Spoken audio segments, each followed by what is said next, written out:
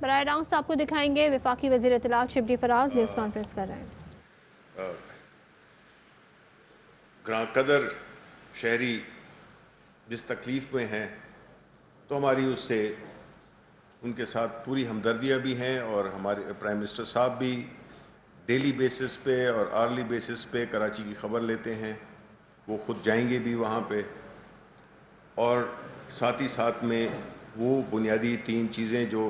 جس کا کہ انہوں نے اپنے ٹویٹ میں بھی ذکر کیا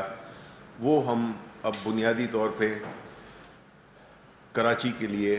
ہم انشاءاللہ اس میں کوآپریٹ کریں گے۔ پرائم منسٹر صاحب کی چیف منسٹر سندھ کے ساتھ بھی بات ہوئی تھی، اور اپنی سپورٹ یا جو ان کو چاہیے اس کے لیے ان کو یقین دہانی بھی کرائی تھی۔ لیکن ساتھ ساتھ میں ہم یہ بھی دیکھتے ہیں کہ پاکستان تحریک انصاف نے کبھی اس قسم کی جو افتاد ہو اس پہ کوئی سیاست نہیں کی، جبکہ جو صوبہ جو کہ اس وقت مشکلات کا شکار ہے، خاص طور پہ کراچی کا شہر، تو ہم یہ دیکھتے ہیں کہ ساتھ ہی ساتھ میں پریس کانفرنسز بھی ہو رہی ہیں۔ پیپلز پارٹی کے جو لیڈران ہیں، جن میں قائرہ صاحب بھی ہیں جن کی میں عزت کرتا ہوں، وہ پریس کانفرنس انہوں نے کی اور انہوں نے یہ کہا کہ پاکستان اور عمران خان اکٹھے نہیں چل سکتے۔ میں یہ سمجھتا ہوں کہ مجھے ان سے مکمل اتفاق ہے۔ وہ اتفاق اس لیے ہے کہ جس پاکستان کا ذکر قائرہ صاحب کر رہے تھے، وہ اس پاکستان کا ذکر کر رہے تھے جس کو کہ 18 اگست کو پاکستان کے عوام نے رد کر دیا تھا۔ عمران خان اس پاکستان کے ساتھ نہیں چل سکتے جس میں سیاست کو کاروبار کے طور پہ لیا جائے اور سیاست کو اپنے ذاتی مفادات کے استعمال کا ایک ذریعہ بنایا جائے۔ پاکستان کے عوام عمران خان اس پاکستان کی نمائندگی کرتے ہیں جس میں کہ عوام کی فلاح، غریبوں کی خاص طور پہ ان کو اٹھانا، ان کو غربت کی لکیر سے اٹھانا، ان کے تمام تر جو انیشیٹوز ہیں وہ بجائے اشرافیہ کے لیے غریبوں اور مڈل کلاس کے لوگوں کے لیے جو اقدامات انہوں نے کیے ہیں یا وہ جو کر رہے ہیں، یہ وہ پاکستان ہے جس کو ہم نیا پاکستان کہتے ہیں۔ اب اگر پوچھا جائے قائرہ صاحب سے کہ آپ تو بڑے شریف آدمی ہیں لیکن یہ آپ کس پارٹی کی نمائندگی کر رہے ہیں، جس میں ہر دفعہ یہی کہتا ہوں کہ دیکھیں آپ ایک ایسی پارٹی کی نمائندگی کر رہے ہیں جس نے کہ پاکستان کے عوام کو جنرلی اور بالخصوص سندھ کے عوام کو اب جب 10 سال سے 12 سال حکومت، ابھی جو پہلا یہ جو لیٹسٹ جو سپیل ہے اس میں کھربوں روپے انہوں نے لیے، لیکن آپ دیکھیں، آپ اسپتال دیکھیں ان کی بری حالت، آپ سڑکیں دیکھیں ان کی بری حالت، آپ سیوریج سسٹم دیکھیں اس کی بری حالت، آپ وہاں پہ امن و امان کو دیکھیں اس کی بری حالت، آپ سکولوں کو دیکھ لیں، گھوس سکول بنے ہوئے ہیں، آپ صحت کے ان کو دیکھ لیں، نہ دوائیاں ملتی ہیں وہاں پہ، نہ ایمبولینس ملتی ہے، اور ایک ایسا انہوں نے نظام بنایا ہے کہ جس میں کہ ان کے جو ایک رہنما انفارمیشن منسٹر ہیں وہ ناصر صاحب، وہ یہ کہہ رہے تھے کہ کراچی کو $10 ارب کا پیسے مل جائیں تو ہم یہ مسائل حل کر سکتے ہیں۔ ہمارے پاس ہیں بھی نہیں، اگر ہوتے بھی تو ہم ان کو نہ دیتے۔ اس کی وجہ یہ ہے کہ انہوں نے تو سیدھا جانا تھا، اومنی بینک اکاؤنٹس میں جانا تھا، ان پیسوں نے تو جانا تھا ان کے جو لیڈر ہیں ان کی جیبوں میں جانا تھا، اور لیڈرشپ ان کی غائب ہے۔ جب بھی کوئی مسئلہ کھڑا ہوتا ہے تو وہ سیاسی انتقام کی باتیں شروع کر دیتے ہیں۔ اب جو لیٹسٹ ان کا یہ تھا کہ جو FATF پہ جو بات کی انہوں نے تو وہ تو ہم کئی دفعہ کہہ چکے ہیں کہ بنیادی طور پہ یہ FATF کی آڑ میں اپنے لیے NRO لینا چاہتے تھے. ان کے تمام لیڈران نے کہا کہ جی کون مانگ رہا ہے, اس میں نون کی لیڈرشپ بھی شامل تھی, اس میں پیپلز پارٹی کی لیڈر بھی شامل تھی, کہ جی کون مانگ رہا ہے اور کس صورت میں مانگ رہا ہے. تو وہ جو ٹویٹ کی تو اس سے بڑی زیادہ ان کو تکلیف ہوئی, جس کے وجہ سے یہ کافی اپسیٹ ہیں, کیونکہ ان کی جو اصلیت تھی وہ ہم نے شیئر کر دی عوام کے ساتھ کہ جی یہ مانگ رہے تھے NRO اور اس صورت میں مانگ رہے تھے NRO. اور کیا ہوتا ہے؟ یہی ہوتا ہے کہ جی آپ جو کرپشن کی تشریح ہے وہ میرے مطابق کر دیں. کرپشن یہ NRO یہ ہوتا ہے کہ آپ جو قانون ہے اس کو اس طرح سے بدل لیں کہ جس نے چوری کی ہے وہ بالکل بری و ذمہ ہو جائے, اور 5 سال پہلے چوری کی ہو تو وہ اس کا حساب نہ لیا جائے. تو یہ تمام تر چیزیں جو کہ وہ مانگ رہے ہیں, آپ اگر دیکھیں انہوں نے پاکستان کی پوری سیاست کو, پاکستان کی پوری جو اس وقت ہمارے جو ایک بجائے اس کے کہ وہ مشورہ دیں, بجائے اس کے کہ وہ کچھ اپنا پروگرام لے کے آئیں, ان کی نیگیٹو سیاست جس میں کہ کبھی APC جو کہ ہونی نہیں ہے, اگر ہوئی بھی تو ایک بس علامتی سی ہوگی, اس میں کوئی پوٹینشیل کو نظر نہیں آتا. ایک دوسرے کے خلاف ان کی بدنیتی ہیں, ایک دوسرے سے ملنا نہیں چاہتا. ایک اور محترمہ ہے جو کہ ابھی کبھی موٹر وے پہ پھرتی ہیں تو وہ ان کو کچھ یاد آتا ہے, اور جو دوسرے ہیں وہ بنیادی طور پہ اس وقت بالکل ان کا کوئی ایجنڈا نہیں ہے. ان کا ایجنڈا صرف ایک ہی ہے کہ یہ جو عمران خان, پرائم منسٹر عمران خان جس طرح سے ثابت قدمی سے ملک کو چلا رہے ہیں, مشکلات سے نکال رہے ہیں, جس حالت میں پاکستان ملا تھا اس کے بعد جو بھی ہم پہ امتحانات آئے, اس کا اللہ تعالیٰ کے فضل سے بڑی کامیابی کے ساتھ ہم اس سے نکلے, اور انشاءاللہ اور بھی آگے نکلیں گے, اور انشاءاللہ اس سے بھی آگے ہم جائیں گے. جبکہ اپوزیشن کا جو سب سے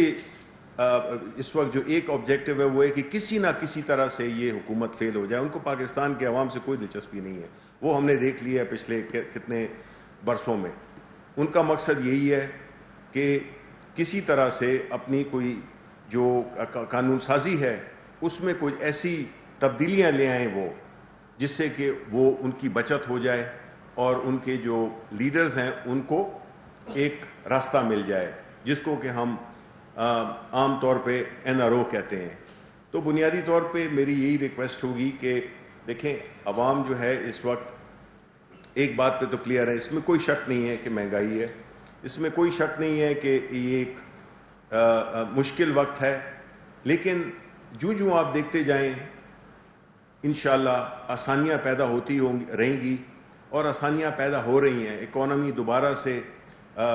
متحرک ہو گئی ہے, اس کے جتنے بھی انڈیکیٹرز ہیں وہ پازیٹیو آ رہے ہیں. اس کا امپیکٹ عوام پہ تھوڑا سا لیٹ جائے گا, لیکن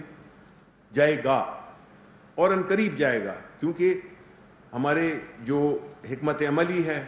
اس میں اللہ کی رضا بھی شامل ہے, اللہ کی برکت بھی شامل ہے,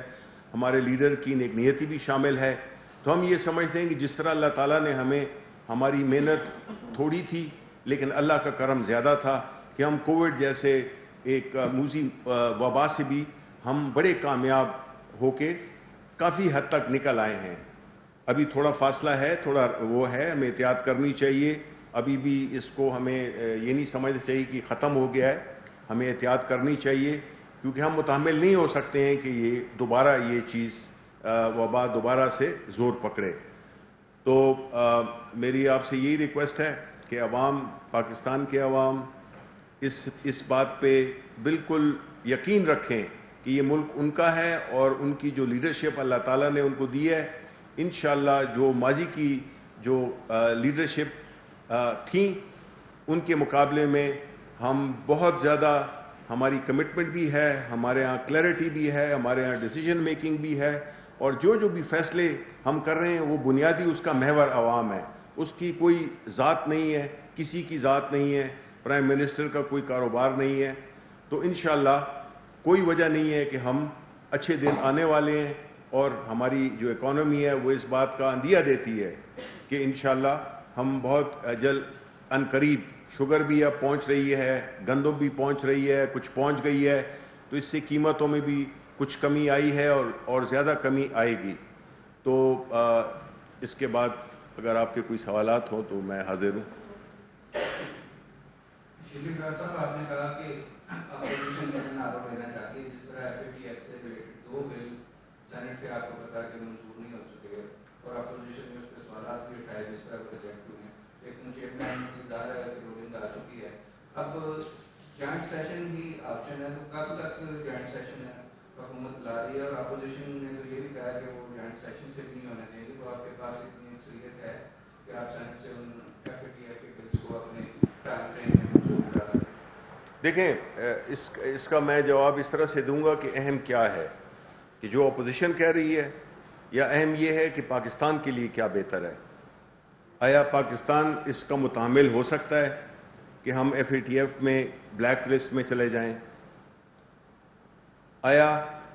یہ ممکن ہے کہ آپ پاکستان کے خلاف ووٹ دیں گے جو کہ آپ نے دیا؟ بات یہ ہے کہ یہ کوئی کسی ذات کے لیے تو نہیں ہے. ہم نہیں ہیں پاکستانی, آپ نہیں ہیں پاکستانی, ہمیں تو کوئی اللہ کا شکر ہے کہ ہمیں کوئی فکر نہیں ہے.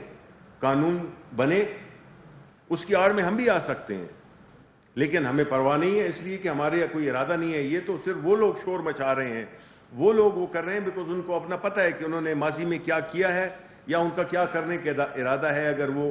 ان کو کوئی موقع ملے تو. اس لیے ہم یہ سمجھتے ہیں کہ یہ جو آخر میں کئی جتنے بھی ہمارے جو اسمبلی میں ممبران ہیں, جو سینٹ میں ہیں, ہم یہی امید کرتے ہیں کہ وہ پاکستان کے حق میں فیصلہ کریں گے, وہ اپوزیشن کی بلیک میلنگ میں نہیں آئیں گے. تو چاہے جوائنٹ سیشن ہو تو انشاءاللہ اس میں ہم یہ سمجھ, بیکاز پاکستان کی جو وہ ہے کیا کہتے ہیں ضرورت ہی یہی ہے کہ ہمیں یہ قوانین پاس کرنے ہوں گے, کیونکہ اس پہ اگر نہ ہوئے تو اس کی وجہ سے ملک کو بہت نقصان ہوگا, معاشی طور پہ بہت نقصان ہوگا, عالمی برادری میں ہماری جو ایک سٹینڈنگ ہے وہ ہوگی, چیزیں مہنگی ہو جائیں گی, اور اس کے بڑے بھیانک قسم کے وہ ہیں نتائج ہیں اگر یہ نہ ہو سکا. تو اس لیے عوام کو بھی ہم بتانا چاہتے ہیں کہ جی ہم یہ ملک کے لیے قانون لانا چاہ رہے ہیں جو کہ ہماری مجبوری ہے, جو ہم پہ انٹرنیشنل کمیونٹی نے ہم پہ عائد کی ہے. اور دوسرا یہ ہے کہ ایک طرف وہ لوگ ہیں جو کہ صرف ایک خاص طبقے کو, ایک خاص لیڈرشپ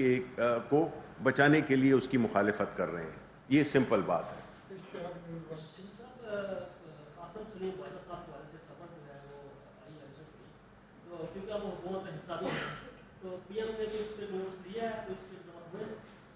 دیکھیں,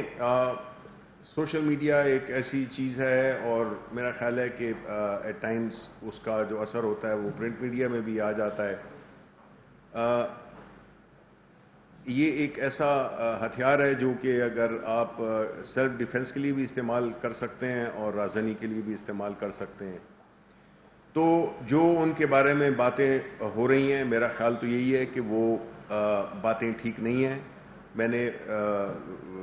باجوہ صاحب سے بھی میرا یہی وہ ہوگا, مشورہ ہوگا کہ وہ آ کر اس کی کلیریفیکیشن کر دیں, کیونکہ میرا نہیں خیال ہے کہ جو باتیں ہو رہی ہیں وہ درست ہیں.